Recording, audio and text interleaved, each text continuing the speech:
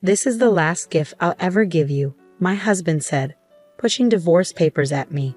"I've decided to marry someone else, so thanks for being a money machine until now." The man I had been with for many years turned out to be a terrible person. This is the story of how I got my revenge. My name is Jessica, and I'm turning 50 this year. Tomorrow is special because I'll finally finish paying off a big debt. My husband, Lance, and I have worked really hard together. We got married 20 years ago when I was 30 and he was 35. He ran a liquor store he inherited from his parents after they passed away. I worked in an office. We met through a mutual friend and started dating, thinking about marriage from the beginning. I had one worry back then. What if Lance asked me to run the store with him? I was working as a financial consultant, advising individuals and businesses on insurance and investments. I was making good money for a 30-year-old and loved my job. I was also studying for a certification to advance my career when he proposed. He told me, "I know you've been working hard for that certification. I want to support you in any way I can. I have enough staff at the store so I can manage it myself. You should pursue your dreams." His words helped me decide to marry him. He seemed kind and supportive, always on my side. I really wanted to build a life with such a man. As we agreed, he focused on his business and I focused on my work. We thought our marriage was going well. About a year later, he went to work and I was enjoying a day off at home. While vacuuming under the bed, I saw a lot of papers. We had moved in less than 6 months ago, so I wondered why there was such a mess. I picked up a crumpled piece of paper and opened it. The bold header caught my eye. Reminder of payment. The total debt in Lance's name was $200,000. $200,000. Wait, it's not $2,000, is it? My head started spinning. Why did he hide such a large debt from me? I confronted him as soon as he got home that day. "What is this debt? What's going on?" "No, it's not what you think. It was left to me by my parents." The debt was not personal but tied to his liquor store. His parents had accumulated it, and when he took over the business, the debt came with it.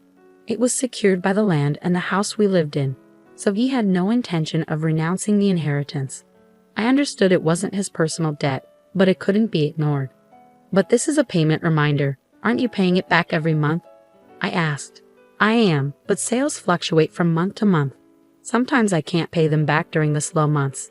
I have to pay my staff first, so I asked the creditors to wait." That's when the letter came. At first, his explanation seemed reasonable, but delaying payments was clearly not a good idea. The letter included the words, "Final notice." "I didn't tell you because I didn't want you to freak out. Don't worry though, business is on track and we haven't been evicted from the house, right?" That's true, but I looked at him anxiously. Then he mentioned something unexpected. "If you're so worried, why don't you help me pay it off? You are making quite a lot, aren't you?" "Huh?" I wasn't comfortable with where this was going. It wasn't my store. A husband and wife were supposed to help each other, but "My debt is also yours," he insisted. That's a bit sudden. "Are you okay if my store goes out of business? Many people would be affected if it closed." He was right. His store had become a vital part of the community. It was in the suburbs where there weren't many other shops or supermarkets. He sold fresh foods like meat and fish and even offered home delivery. I had visited the store several times, and it was always busy. Some customers had told me how grateful they were to have it in the neighborhood. "Please, honey, I'm working hard to keep the business going. Please help me pay off my debts." I respected how seriously he took his work and his dedication. I didn't want to see his store disappear. I didn't want that to happen.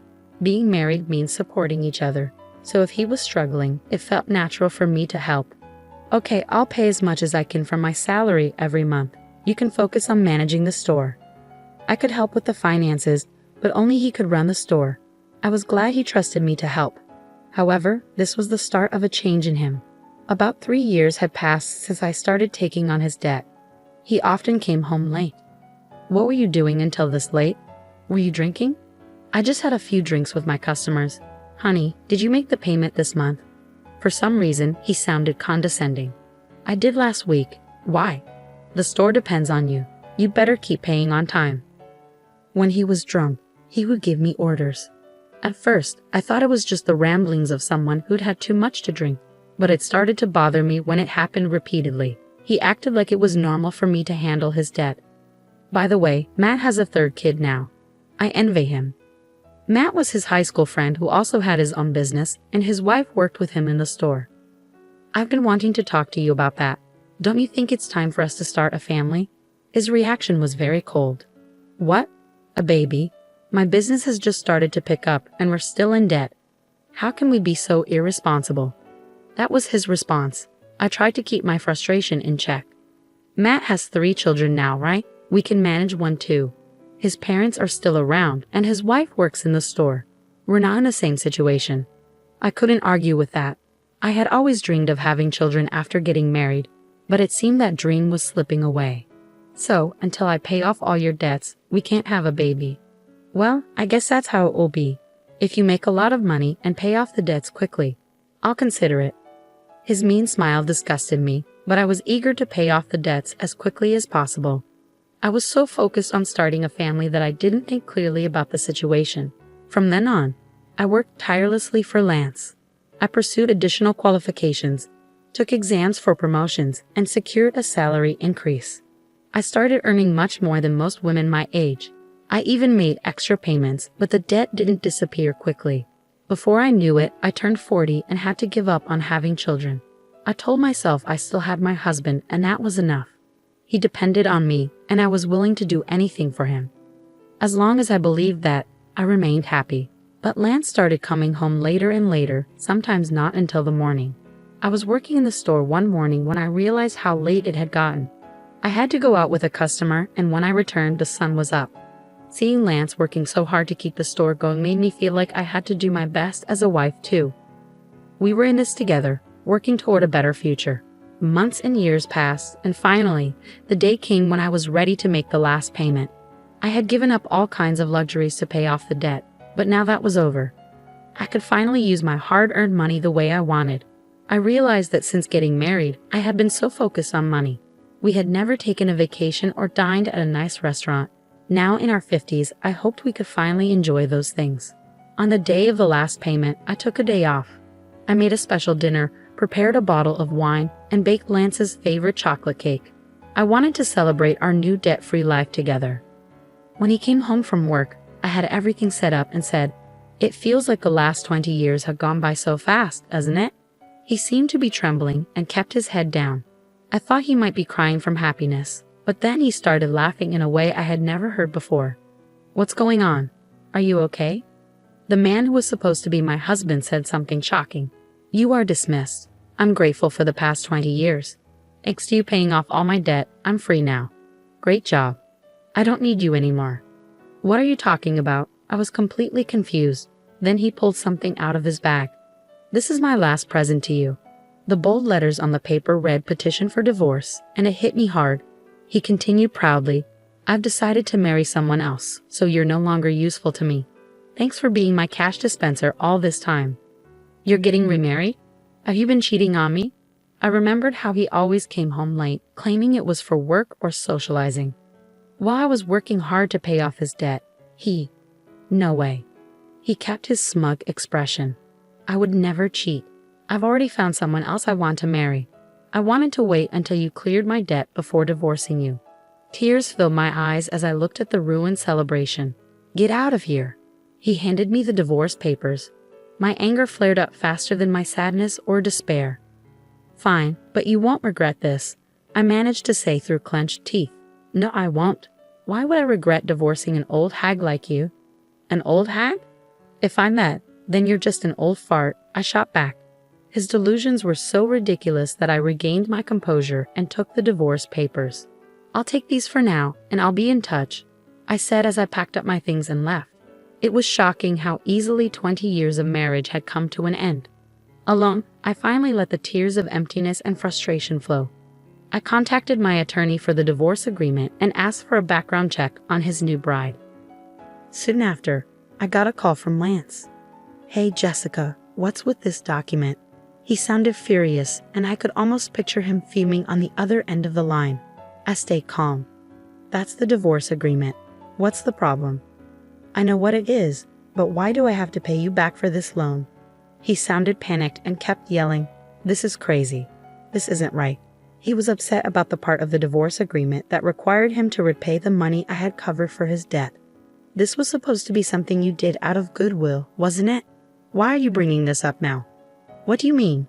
I did it as your wife, but now that we're divorcing, it's different, I explained. Then the regret you mentioned is, he finally understood. When he asked for a divorce, my immediate thought was to make him repay the debts. My job involved dealing with various clients, including those with divorce and inheritance issues. Through them, I had connections with experienced attorneys. I consulted them right away. The total amount he owed, including the interest I had paid on his behalf, came to a little over $300,000. I was determined to get that exact amount back. That was all I was asking for. He must have realized how serious I was by my firm stance and by seeing the name of a well-known attorney on the document. He had thought he could get rid of his wife without any financial obligations. But he was completely mistaken. You know I don't have much money, he said. Well, why don't you sell the store to cover it? I suggested.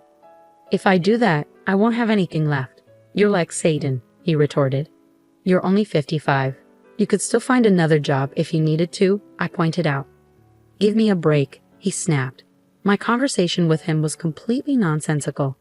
I wanted to hang up immediately, but there was one last thing I needed to ask. By the way, how's it going with your new bride-to-be? That's none of your business, he snapped. I couldn't help but laugh at his abruptness.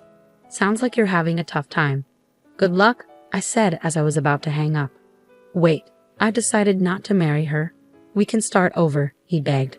For some reason, he thought he could plead for another chance. I shouted my final words and hung up. Start over. Don't kid yourself. I don't want you. I had been married to this man for 20 years.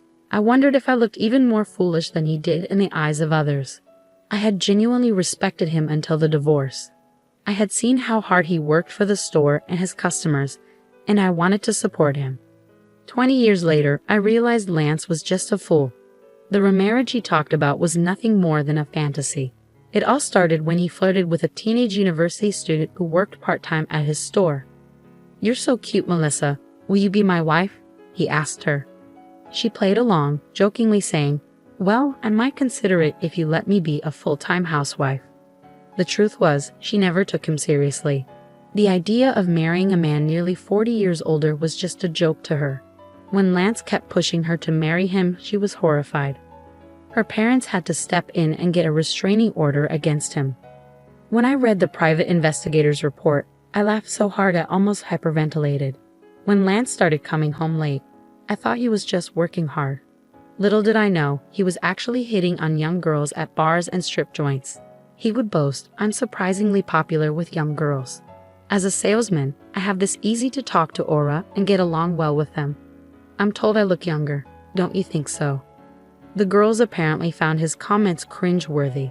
He saw me only as a cash dispenser and had an inflated view of himself.